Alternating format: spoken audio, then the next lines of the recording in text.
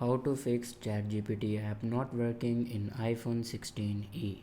So let's start the video. First of all, if you want to fix this problem, then firstly open your app store and then search here ChatGPT.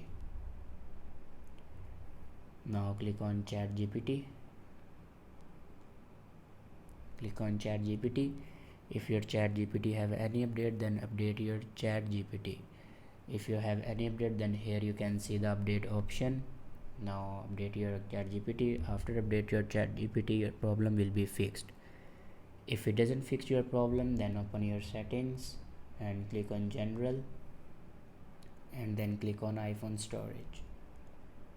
Now scroll down and find ChatGPT. Now click on it and then here you can offload your ChatGPT app and reinstall it. After doing these steps, your problem will be fixed.